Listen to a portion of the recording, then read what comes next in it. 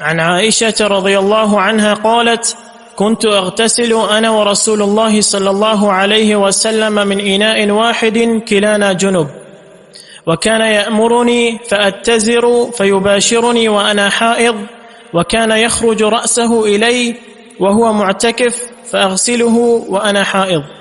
اس حدیث کے دو موضوع ہیں. ایک یہ کہ شوہر اور بیوی یعنی دونوں کو جنابت کا عارضہ ہے، دونوں ایک برتن سے نہا سکتے ہیں یا نہیں اکٹھے.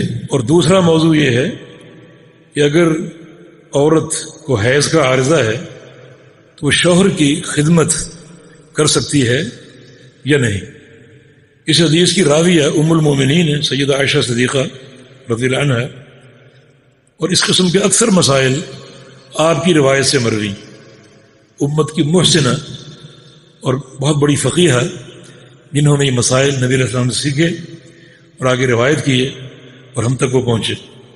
فرماتے ہیں کہ کنت اغتسل انا ورسول اللہ صلی اللہ علیہ وسلم من اناء واحد کلانا جنوب. میں اور رسول اللہ صلی اللہ علیہ وسلم ایک ہی برتن سے غسل کیا کرتے تھے اور کلانا جنوب، ہم دونوں جنوبی ہوتے تھے، ہم دونوں کو جنابت کا عارضہ ہوتا تھا. حالانکہ اس قسم کا مسئلہ کوئی عورت بیان نہیں کرتی، لیکن امت کی اصلاح کی خاطر یہ امت کا درد، اور پیغمبر کی سیرت کا کوئی گوشہ مخفی نہیں ہوتا. پیغمبر کی سیرت کے ہر گوشے میں امت کی خیر خواہی ہوتی ہے اور وہ بیان ہونا چاہیے.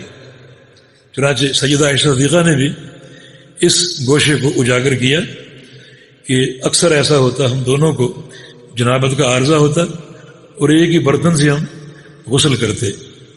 اس میں رسول اللہ صلی اللہ علیہ وسلم کی طرف سے ایک شفقت، رحمت، تاکہ محبت میں اور اضافہ ہو. تو باہر کیف یعنی مرد اور عورت کا، میاں بیوی کا اکٹھا غسل کرنا ثابت اور درست ہے اور جائز ہے. اور فرمایا کہ وکانہ یأمرنی فأتذر فیباشرنی. نبی علیہ السلام مجھے حکم دیتے کہ سختی سے ازار باندھ لو. ازار نیچے کے لباس کو کہتے ہیں، یعنی دو لباس ہوتے ہیں، ایک اوپر کا لباس، ایک نیچے کا لباس. نیچے کے لباس کو ازار کہتے ہیں اور اوپر کے لباس کو ردا کہتے ہیں، ردا اوپر کی چادر. تو سختی سے ازار باندھ لو یعنی نیچے کا لباس. فیباشرنی وانا حائض، تو نبی علیہ السلام مجھ سے مباشرت کرتے اور میں حائضہ ہوتی، مجھے حیض کا عارضہ ہوتا اور پیغمبر علیہ السلام مجھ سے مباشرت کرتے. یہ حدیث جاہلوں کے لیے اشکال کا باعث بنتی ہے، اور صحیح بخاری پر وہ اعتراض کرتے ہیں کہ بخاری میں کیا حدیث آ گئی کہ حیض میں مباشرت. مباشرت کا اصل معنی مباشرہ بشرن سے ماخوذ ہے، چمڑا، جسم کو جسم سے ملانا، یہ اصل معنی ہے اس کا. فیباشرنی یعنی رسول اللہ صلی اللہ علیہ وسلم اپنا جسم میرے جسم سے ملایا کرتے تھے بحالت حیض. اس مراد جماع نہیں ہے، یہ وہ خلوت نہیں ہے جو مباشرت کے لفظ سے لوگوں کے ذہن میں آتی. تو یہ محض جہل کی بنا پر صحیح بخاری پر اعتراض کرتے ہیں.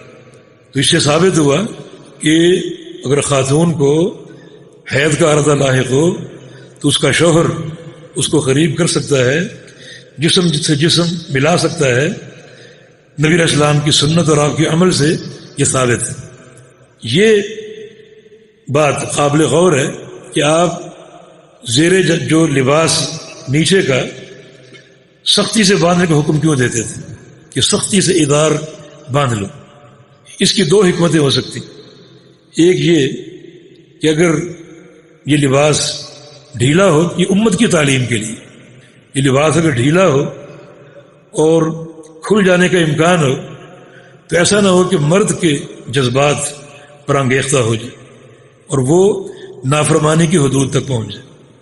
دوسری حکمت یہ ہو سکتی ہے کہ ڈھیلا ہونے کی صورت میں اگر لباس کھل جائے تو چونکہ حیض کا معاملہ بدبودار بھی ہے اور قباحت والا بھی ہے، تو مرد ایک ایسی چیز دیکھ لے جو کہ طبیعی بھی ہے اور بدبودار بھی ہے، تو ایسا نہ ہو کہ نفرت کے جذبات اس کے اندر پیدا ہو جائیں. تو ان مصلحتوں کی بنا پر رسول اللہ صلی اللہ علیہ وسلم کا حکم تھا کہ سختی سے ادار باندھ لو.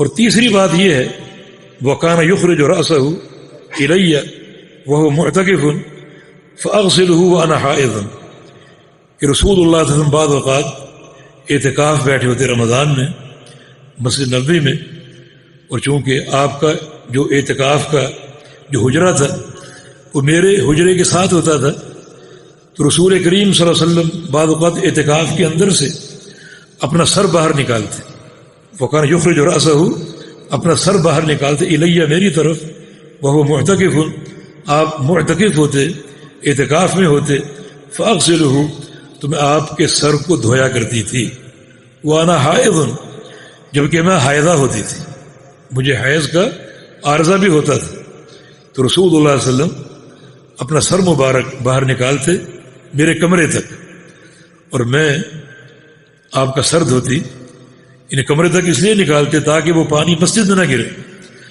اور مسجد کی جو ایک پاکیزگی ہے وہ مجروح نہ ہو، تو چنانچہ کمرے کی طرف آپ کا سر ہوتا اور وہ پانی کمرے میں گرتا اور میں آپ کا سر دھوتی۔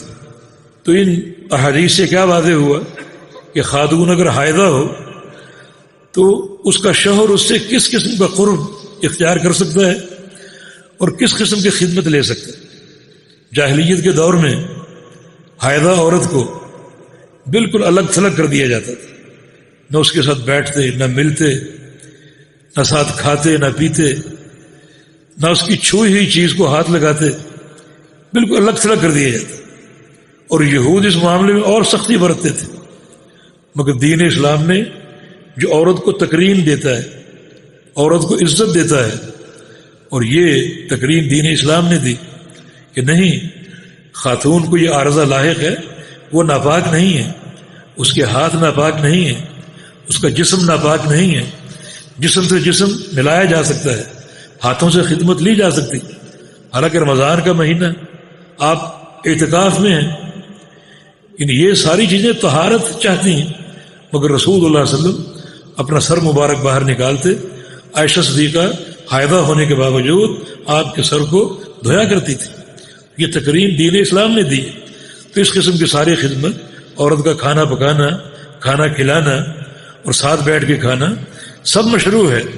جاہلیت کے دور میں جو کچھ تھا اس کو دین اسلام نے باطل قرار دیا اور عورت کی تکریم کو اجاگر کیا۔ جی